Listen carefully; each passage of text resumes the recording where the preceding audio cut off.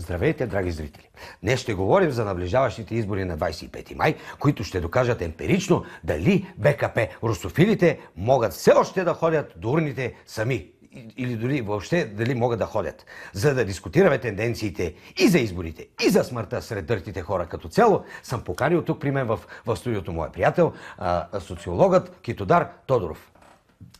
Здравейте. Добро утро. Поканих ви, за да дискутираме каква част от електората на комунистите ще е умрял до изборите, а именно месец май. Така, сега първо искам тук да отбележа, че в анонса ви има някакво негативно отношение към Русия като цяло, пък аз съм плод на руската образователна система, както и вие сте плод на руската образователна система. Да, ще ви помоля, ще ви прекъсна. Бъдете така любезен да не ме наричате плод на тази глупава образователна система. Ако вие се чувствате плод, да, аз не съм плод. Сега не увъртайте, просто ако нека да го заменим плод с продукт, щом ви е по... Ще ви повторя същото. Ако вие се чувствате продукт, то аз не съм продукт. Да. И това е грозен епитет. Напротив, първо, значи, нека да уточним, че продукт не е епитет. Каза социолога, който го канят наистина в студио да говори врели, не кипели. Да, това сте. Ама аз се чудя, защо изобщо ви поканих? Всъщност, аз се чудя защо ме поканихте, след като цяла нощ съм рисувал и чертал графики. По кой въпрос? По вашият въпрос. Покажете ми тези графики. Задайте въпроса. Хубава работа. Как така ще... Айде първо вие. Напротив, някъде в някое студио, ако изобщо се чувствате като част от телевизията, да сте виждали някой да показва таблици, без да му е зададен въпрос? Знам на къде биете, но сега вие искате мен да ме накарате аз да ви задам моя въпрос, за да може вие да не покажете тези глупави таблици и да ме изкарате глупав пред цялата аудитория. Добре, за да нямате това чувство на глупост, което имате, предлагам да решим нещата по най-честния начин. Просто едновременно да покажа, вие да зададете въпроса и аз да ви покажа таблиците. С старото изпитано на 3. Добре. 1, 2, 3. Така.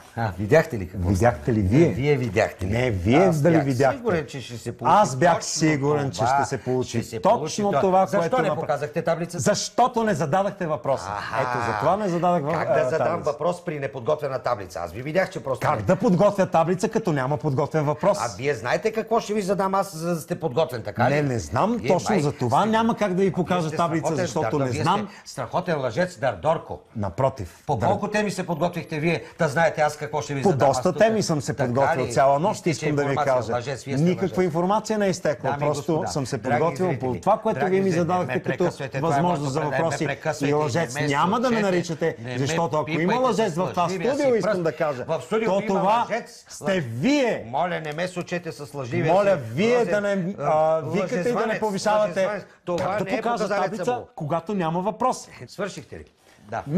Не съм свършил. Марш от студиото! Гони ме той от моето ми. От вашето ми? Вие не знаете какво говорите. Тук няма никой. Никой няма. Ето, с това ще пипайте с мръсните си ръце. Да, той напусна студиото току-що. Напротив, тук съм. Ето ме точно в студиото, пред камерата. И нека видим сега кой пръв ще си тръгне. Защото... Добре, аз ще си тръгна. Аз ще си тръгна, защото съм по-мъдър от вас. Защото по-умния отстъпва. И затова ставам, хвърлям ви глупавите неща и си тръгвам. Ето, казах ви, гузен, негонен бягам. Напротив, не бягам, ето. Ще ви докажете, не бягам. Аз исках да ви покажа, че съм по-умен от вас. Няма да тръгвам натам. Не. Вие сте лъжец. Точно там има балкон и исках да изляза да изкоча една цигара. Не да скачам, да пуша. Пушенето е вредно. Съгласен съм с това и аз. Лицемер, хем е вредно, хем пуши. Пуша, осъзнавам, че е вредно правя, че вредя. Осъзнат! Не е вярно, вие сте лъжец! Я да се махате от това студио! Аз ще се махна!